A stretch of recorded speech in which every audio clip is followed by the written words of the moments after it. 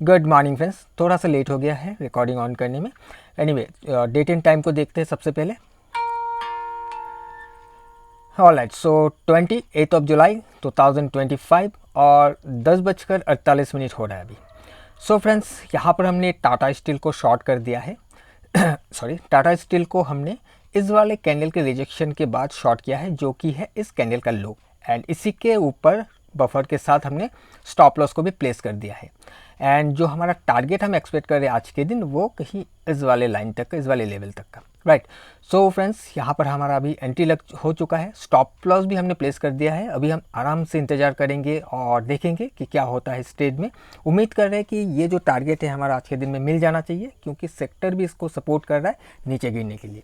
सो अभी देखते हैं क्या होता है। जो भी होता है मैं आपको अपडेट करता हूँ, जस्ट वेट एंड वॉच। और इसका जो भी लॉजिक है वो मैं आपको लास्ट में एक्सप्लेन कर दूंगा, ठीक है। चलिए देखते हैं क्या होता है यहाँ पर। Welcome back friends. सो हमारा टारगेट हमें मिल चुका है टाटा स्टील में। एक बार डेट एंड टाइम कंफर्म कर लेते हैं। 28 ऑफ जुलाई 2025 और 3:53 हो रहा है अभी। मार्केट क्लोज हो चुका है। सो फ्रेंड्स, आपने देखा था कि टाटा स्टील को हमने शॉर्ट किया था, जो कि इस वाले ब्लू लाइन से हमने शॉर्ट किया था, एंड यहाँ हमारा स्टॉप लॉस प्लेस किया था, और जो टारगेट था यहाँ पर था। और आप देख सकते हो बहुत ही खूबसूरती के साथ प्राइस नीचे गिरा, एक तरफा मूवमेंट हुआ और हमारा जो टारगेट है वो हमें मिल गया है। एक अच्छा ट्रेड रहा आज के दिन। रिस्क ओवर रेशियो को मेजर कर लेते हैं, कितना मिला है हमें इस ट्रेड से। ऑलराइट, सो यहाँ पर स्टॉप लॉस था एंड जो एग्जिट प्राइस था कुछ यहाँ पर। ओके, सो यहाँ पर साफ साफ समझ में आ रहा है कि 1:9, ऑलमोस्ट 1:9 हमने अचीव किया आज के दिन टाटा स्टील के इस वाले ट्रेड पर।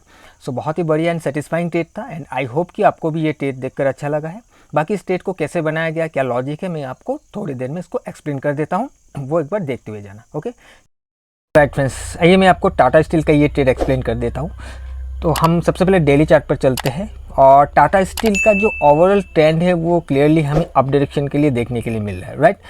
अब हम यहाँ पर सिर्फ इस वाले एरिया को देखते हैं और यहाँ पर समझने की कोशिश करते हैं।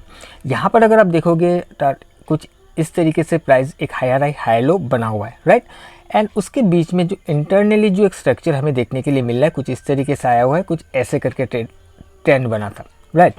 और फिर प्राइस यहाँ से फिर रिट्रेस करके नीचे आया। जब प्राइस यहाँ पर रिट्रेस करके नीचे आया तो आपको दिखेगा कि ये जो लास्ट लो था, जहाँ से ये हाई बना था, ये ब्रेक करके नीचे क्लोज हो गया था। अब तक जो हमें स्ट्रेंथ अप डायरेक्शन के लिए देखने के लिए मिल रहा था, यहाँ पर कहीं ना कहीं थोड़ा बहुत हमें वीकनेस देखने के लिए मिला है कि प्रीवियस जो भी हायर लो था उसको ब्रेक करके नीचे आकर क्लोज कर गया। उसके बाद प्राइस फिर से रिट्रेस करना स्टार्ट किया, अपसाइड में जाना स्टार्ट किया, और ये जाकर इस टॉप वाले कैंडल को हिट किया। हिट करते फिर से यहाँ पर हमें रिजेक्शन देखने के लिए मिला, राइट। ये टॉप का जो भी स्विंग वाला कैंडल होता है काफ़ी इंपॉर्टेंट होता है, मैंने पहले भी बताया था, और इसको हिट करते ही हमें एक रिजेक्शन भी यहाँ पर देखने के लिए मिला है। उसके बाद प्राइस इस वाले कैंडल के बाहर नहीं जा पाया, इसी कैंडल के अंदर ही ट्रेड करता रहा, और लास्ट ट्रेडिंग सेशन में हमें एक लोअर लो लोअर हाई का स्ट्रक्चर देखने के लिए मिला है। अब यहाँ पर सिर्फ इस वाले एरिया पर देखिए, यहाँ पर एक वॉल्यूम का ब्रेकआउट आया, यहाँ पर वॉल्यूम का ब्रेकआउट आया। फर्स्ट वॉल्यूम का ब्रेकआउट आया, इसके हाई को ब्रेक करने की कोशिश किया, क्लोज नहीं कर पाया, नीचे आकर क्लोज हो गया। वॉल्यूम का ब्रेकआउट फिर से आ गया, और इस बार फाइनली इसने इन दोनों कैंडल को ब्रेक करके नीचे आकर क्लोज कर दिया, यानी कि वॉल्यूम बढ़ाकर प्राइस नीचे आकर क्लोज कर दिया था, राइट। स्ट्रक्चर को अगर हम समझ में जाए, उसी के साथ अगर आप यहाँ पर देखोगे, जब प्राइस नीचे आया था, प्राइस ऐसे करके ऊपर गया, यहाँ पर एक हाई बनाया, फिर प्राइस यहाँ से लोअर लो बनाया।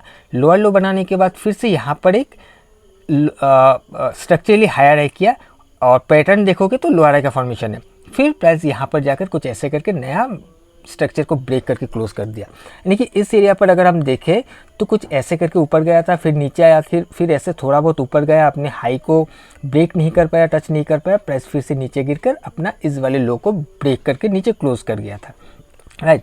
तो कहीं ना कहीं हमें ये समझ में आ रहा था कि ये वाला एरिया काफ़ी इंपॉर्टेंट है। रिजेक्शन लेके नीचे आया, उसके बाद प्राइस ऊपर जा ही नहीं पा रहा है, एंड ये प्राइस नीचे आकर ब्रेक कर गया है। यानी कि ये जो भी हमें ऊपर में जो कंसोलिडेशन एरिया दिख रहा है, यहाँ पर क्या हो रहा था, डिस्ट्रीब्यूशन हो रहा था, राइट।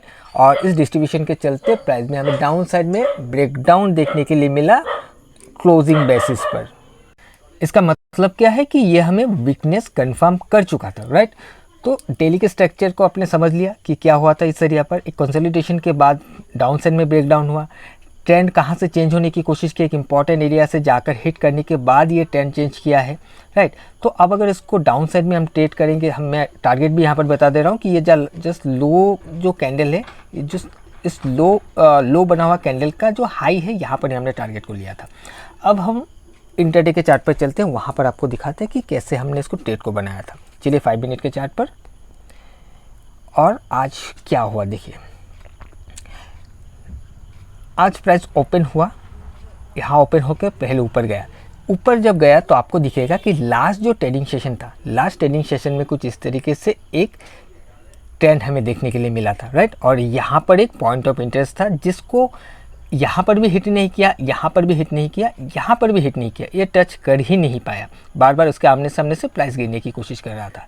आज ओपन होते ही जब प्राइस इसको जाकर हिट किया, हिट करते ही प्राइस में हमें डाउन साइड में एक फॉल देखने के लिए मिला, और उस फॉल में कल का जो भी लो था उसको ब्रेक किया।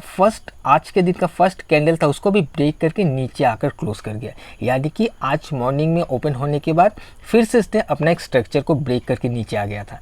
जब प्राइस नीचे आया तो यहाँ पर हमें इस वाले एरिया पर एक पॉइंट ऑफ इंटरेस्ट मिला, और यहाँ पर जब प्राइस गया, इस वाले कैंडल ने जब हिट करके रिजेक्शन के साथ नीचे क्लोज किया, तो हमें यहाँ पर समझ में आ गया कि प्राइस अभी अप डायरेक्शन में नहीं जा सकता, क्योंकि ऑलरेडी ये स्ट्रक्चर को ब्रेक कर चुका है। साथ ही इतना ज़्यादा वॉल्यूम के साथ इस वाले लेवल को हिट किया, इसके अंदर भी जाकर क्लोज नहीं कर पाया, रिजेक्शन के साथ नीचे क्लोज हो गया, जिस वजह से हमने यहाँ पर हमारा ऑर्डर को प्लेस किया। और जैसे कि मैंने बताया, इस वाले कैंडल के थोड़ा सा ऊपर बफर के साथ हमने स्टॉप लॉस को लिया था, और टारगेट मैंने आपको बता दिया कि कौन से लेवल को हमने टारगेट लिया था। एग्जैक्टली उसी लेवल को आकर हिट किया, एंड उसके बाद प्राइस इसी जगह पर ही रुक गया है, और ना नीचे जा पाया ना ही ऊपर जा पाया।